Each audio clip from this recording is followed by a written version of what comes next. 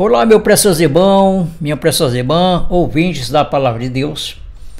Este é um momento tão especial que reservamos para examinarmos a Palavra, crescermos em graça através dos escritos bíblicos. Portanto, fazemos deste momento uma edificação para a nossa vida espiritual. Hoje vamos entender, à luz da palavra, porque a Bíblia não ensina que fomos feitos pecadores por natureza. A palavra revela que o pecado não é uma substância no homem, mas uma condição jurídica que existiu apenas sob a lei. Portanto, por que não fomos feitos pecadores? O pecado, biblicamente, não é uma substância moral colada à alma, mas uma condição jurídica de transgressão que nasce da relação do homem, ou que nasceu, da relação do homem com a lei de Moisés. Como, por exemplo, a palavra nos diz: todo aquele que pratica o pecado, vamos ler isso em 1 João, capítulo 3, versículo 4. Qualquer que pratica o pecado também transgride a lei, porque o pecado é a transgressão da lei. Vamos a outra passagem muito importante, para que assim possamos dar mais um sentido ao que nós estamos falando. Em Romanos, capítulo 5, versículo 13, nos diz: porque até a lei estava o pecado no mundo. Ou seja, até o período da lei estava o pecado no mundo. Mas o pecado não é imputado não havendo lei. Ou seja, isto é, antes da lei, o pecado existia porque, por natureza humana, estava recaída também ao pecado adâmico. Mas não era imputado qualquer sentença porque não havia lei. Ou seja, a diferença entre falhas humanas e imputação legal de culpa. A culpa chamada pecado é contada, imputada, somente quando existe lei vigente. Isso tratando-se de todas as coisas como algo espiritual. Como diz Romanos, no capítulo 4, versículo 15, porque a lei opera a ira, porque onde não há lei, também não há transgressão. Isto é, porque se tira a lei, o pecado deixa de existir. Porque na verdade a lei, ou seja, o pecado, é uma transgressão da lei. E se não há lei, não há transgressão. Ou seja, a diferença entre falhas humanas e imputação legal de culpa. Portanto, o pecado é, por essência, uma categoria legal da antiga aliança. Na nova aliança, o que diz esse conceito quando tratamos aqui para dentro da nova aliança? É que Jesus Cristo pôs fim à lei. Romanos capítulo 10, versículo 4. Romanos capítulo 10, versículo 4.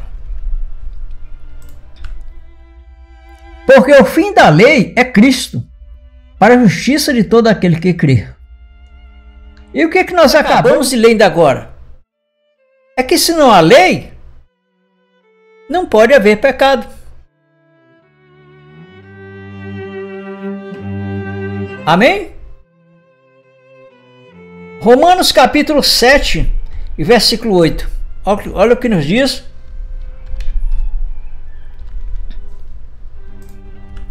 Mas o pecado, tomando ocasião pelo mandamento, operou em mim toda a concupiscência, quer dizer, toda sorte de desejos da carne, porquanto sem a lei estava morto o pecado, ou seja, inexistente. Portanto, quando trazemos para dentro da nova aliança, Jesus Cristo põe fim à lei, às ordenanças. Isto é, se tira a lei, portanto, o pecado está morto, inexistente. Exatamente o que diz Hebreus também, no capítulo 9, versículo 26. De outra maneira, necessário lhe for padecer muitas vezes, desde a fundação do mundo. Mas agora, na consumação dos séculos, uma vez se manifestou para aniquilar o pecado pelo sacrifício mesmo. Como Jesus Cristo aniquilou o pecado? Pondo fim à lei através do cumprimento em si mesmo. É o que nós lemos em Romanos 10, 4. Que o fim da lei é Cristo. Você pode ficar perguntando, mas então, e aquilo que nós podemos fazer que é pecado, aquilo outro, nós vamos tratar esse assunto mais à frente, porque isso não é pecado, isso é obras da carne. Nós tratamos biblicamente, ou se a Bíblia trata pecado como uma forma, uma condição jurídica de transgressão, ou seja, para que haja pecado, tem que haver a lei para imputação daquilo que é pecado. Mas, por outro lado, antes da lei, existia o pecado porque, na verdade, a raça humana, ou seja, ela foi caído, como diz, na situação e de uma condição através da queda adâmica. Porque Adão, na verdade, trouxe, como diz Romanos, né? Capítulo 5, versículo 12. Porquanto por um homem entrou o pecado no mundo, e pelo pecado a morte. Assim também a morte passou a todos os homens, por isso todos pecaram. O que é que nós podemos aproveitar daqui? É que o pecado ele veio antes da lei. E nós podemos entender que tudo aquilo que o pecado, isso mesmo, podia fazer contra o ser humano era por causa dos desejos da carne. Ou seja, operava através da carne. Exatamente isso. Aí depois que veio a lei, isso agora imputou ao pecado as penalidades.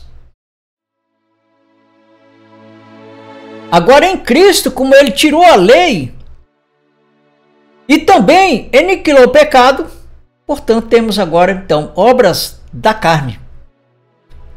Que isso traz consequências para nós e as penalidades a nós mesmos, não através de leis de Moisés, mas as consequências trarão nesta vida mesmo.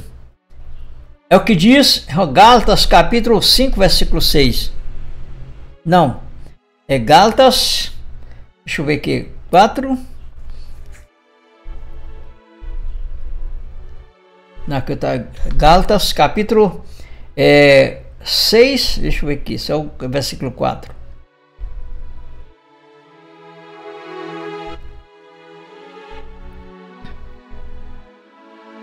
Gálatas capítulo 6, versículo 7. É isso mesmo, é o versículo 7. Olha o que nos diz. Não erreis. Deus não se deixa escarnecer. Porque tudo que o homem semear, isso também ceifará. Próximo versículo. Porque o que semeia na sua carne, da carne ceifará a corrupção. Mas o que semeia no Espírito, do Espírito ceifará a vida eterna. Ou seja, se você cometer qualquer obra da carne, as consequências você receberá aqui mesmo, nesta vida. Você não deixa de ser filho. Porque, na verdade, os efeitos das obras da carne são na própria carne e não no Espírito. A palavra diz que o Espírito é perfeito. Deus não te escolheu como filho na carne. Deus te escolheu como filho no Espírito. Portanto, o significado funcional do pecado é a acusação legal que produzia morte.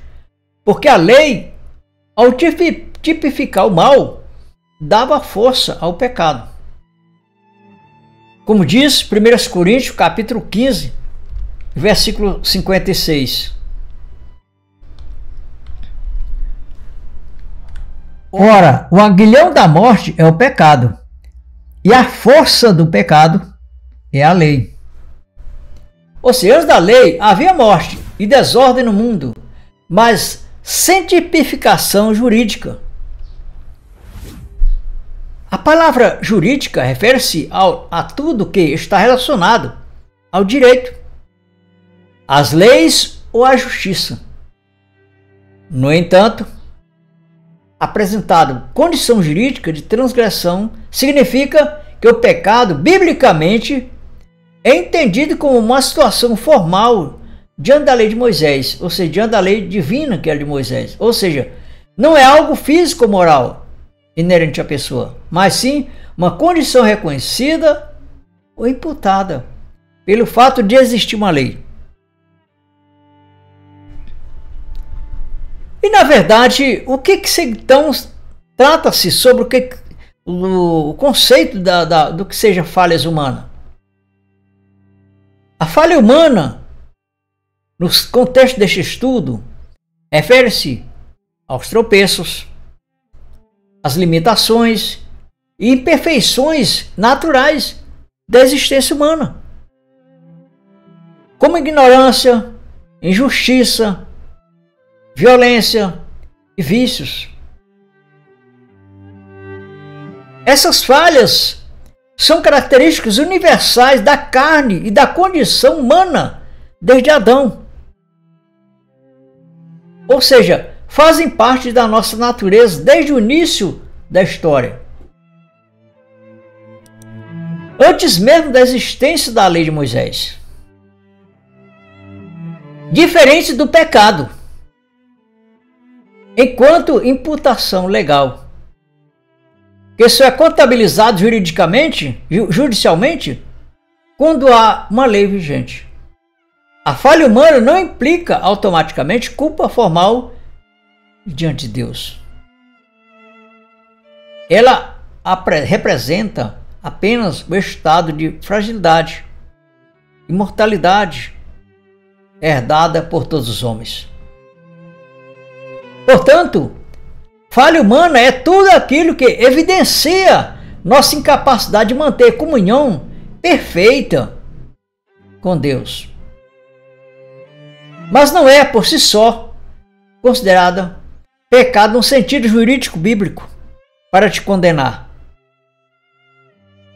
Porque para os eleitos de Deus, os filhos de Deus, não há mais condenação.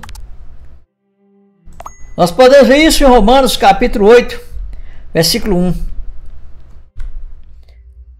Portanto, agora nenhuma condenação há para os que estão em Cristo Jesus, que não andam segundo a carne, mas segundo o Espírito.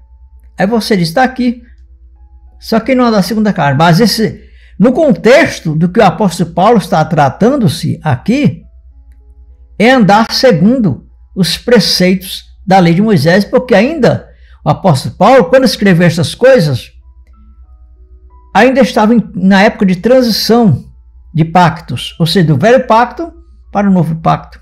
Aí, o templo ainda estava de pé, ainda os sacrifícios ainda continuavam, as pessoas levavam dízimos para os templos, e toda aquela obra de sacrifício ainda se penduravam ainda, ou seja, eles tinham ainda como que diz, um efeito prático ainda naquelas épocas.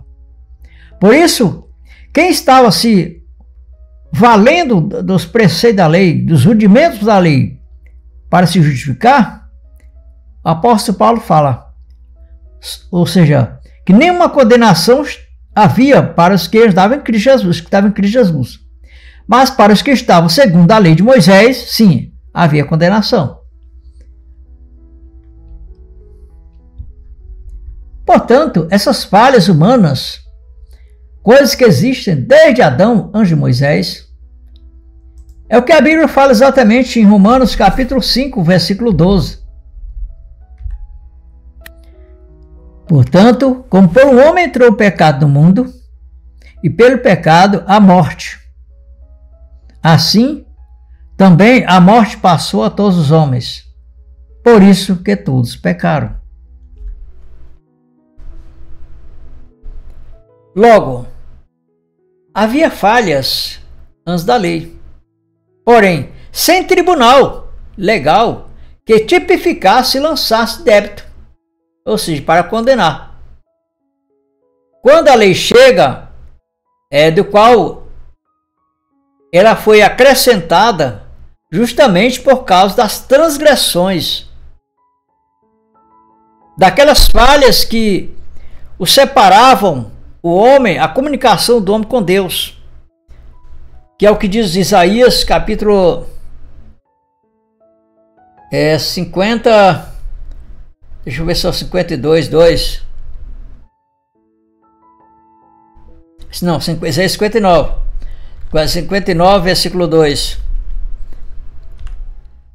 Mas as vossas iniquidades fazem separação entre vós e o vosso Deus, e os vossos pecados encobrem os seus rostos de vós, para que não vos ouça. Aí o irmão diz assim, não, mas está aqui, está falando que tem pecados da lei. Sim, o pecado, como nós já tratamos, existia antes da lei. Porque na verdade em si, toda a justificação de povo de Israel para com Deus, as suas adorações a Deus eram através da carne. Se relacionava às obras da carne. Mas hoje não. A palavra é o contrário. A palavra diz exatamente em João, capítulo 4, e versículo 23. Versículo 23. É isso mesmo. Vamos lá. Mas a hora vem, e agora é em que os verdadeiros adoradores adorarão o Pai em espírito e em verdade. Ou seja, nossa adoração não é mais através da carne, não é mais sacrificando animais. Nossa adoração a Deus não é mais, ou seja, procurando um templo para buscar Deus. Porque o templo de Deus agora é seu povo, são vidas humanas. Agora nós não precisamos mais sustentar sacerdotes com dízimos, essas coisas que no Antigo Testamento eram obrigatórias para Israel, no tempo da lei e pela lei. Hoje nós vivemos por graça.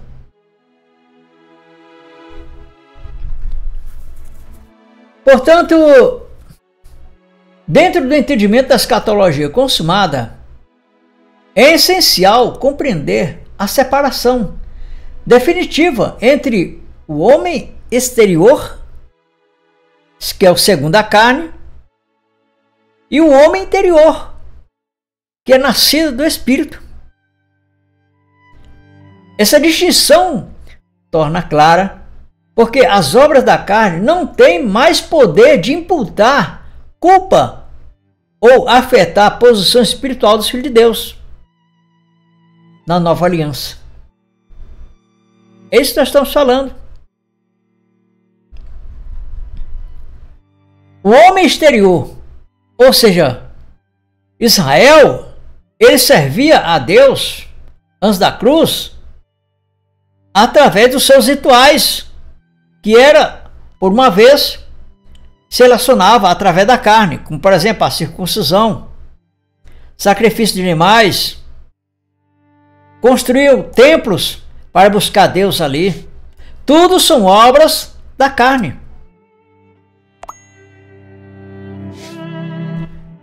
Portanto, antes da cruz, a relação de Deus com o seu povo estava firmado segundo a carne. E a identidade como povo de Deus estava diretamente relacionado à linhagem física de Abraão e à observância da lei mosaica. Ou seja, as obras de Abraão, eles refletiam a uma descendência segundo a carne e não segundo o Espírito. O que descendeu dos filhos de Deus na nova aliança de Abraão foi exatamente a fé. As obras de Abraão demonstraram que ele tinha fé, mas as obras de Abraão não tinham relação com a descendência espiritual, que são seus filhos hoje, os filhos de Deus hoje. Nós fomos abençoados com as bênçãos espirituais e não com as carnais. É o que diz aqui em Efésios, capítulo 1, versículo 3.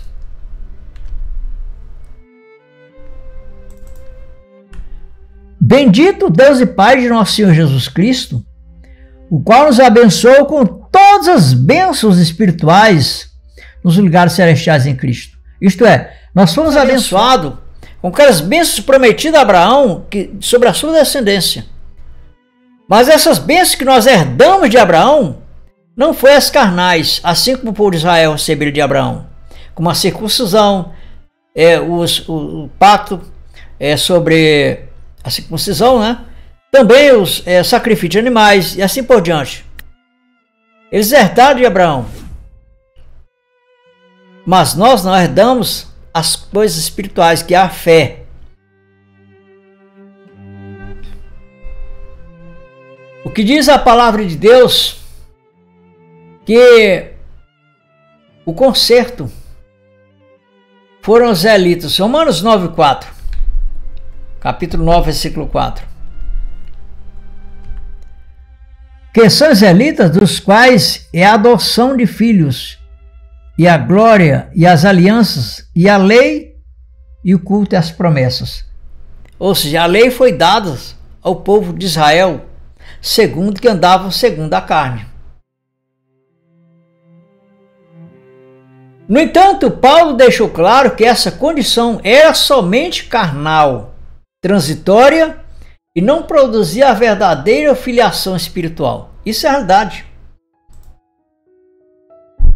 Porque há uma separação, há uma divisão, há um entendimento diferenciado entre o povo de Israel, que andava segundo a carne, que servia a Deus segundo a carne, e os filhos de Deus depois da cruz, que foram chamados como descendência espiritual. Há uma diferença.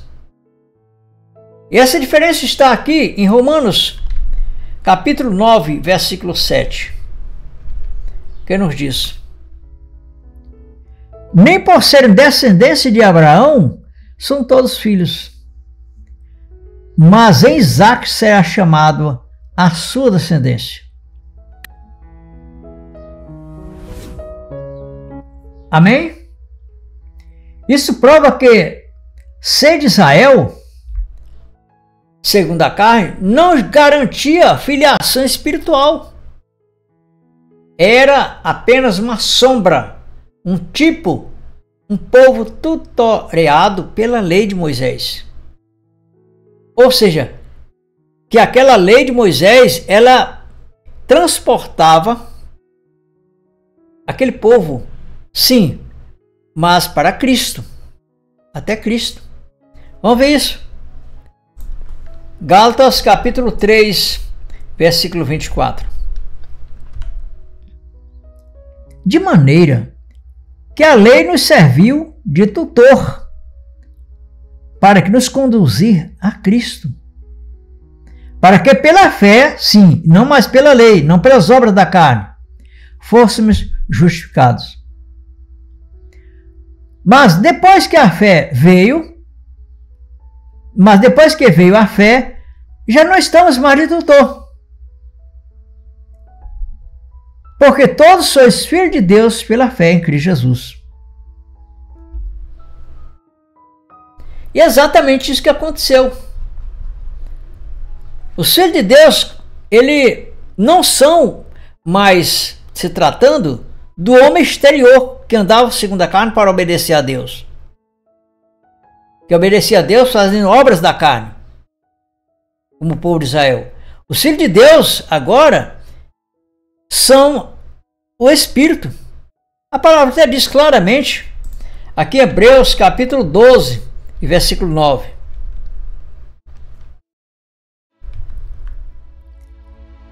Além do que tivemos nossos pais segundo a carne, para nos corrigirem, e nós o reverenciamos, não nos sujeitaremos muito mais ao Pai dos Espíritos para vivermos?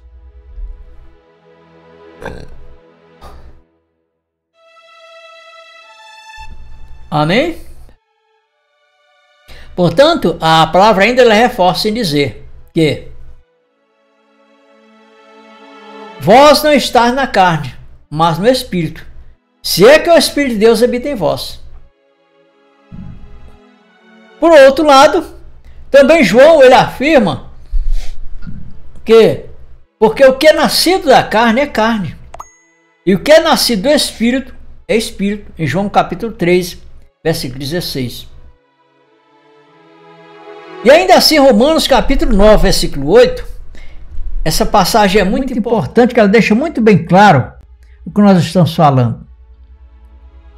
Isto é, não são os filhos da carne que são filhos de Deus. É por isso que muitas vezes você olha para o Estado de Israel hoje em dia, nos dias atuais, e diz, olha os filhos de Deus. Mas na verdade a Bíblia fala o contrário. Isto é, não são os filhos da carne que são os filhos de Deus, mas os filhos da promessa, ou seja, os filhos do Espírito. Porque a promessa apontava para Cristo. E Cristo, ele, como diz assim, ele tem os seus filhos de uma forma que foi chamado através do Espírito. Pai dos Espíritos. A sua igreja, ela é uma igreja espiritual. É o que diz 1 Coríntios capítulo 12, versículo 13. Pois todos nós fomos batizados em um espírito e não na carne. É por isso que nós concluímos o entendimento de que os filhos de Deus são os espíritos. Nós acabamos de ler em Hebreus 12 e 6, né? 12, 9. Pois bem, aqui, 1 Coríntios 12, 13. Pois todos nós fomos batizados em um espírito, formando o seu corpo, quer judeus, quer gregos, quer servo, quer livre, e todos temos bebido de um espírito.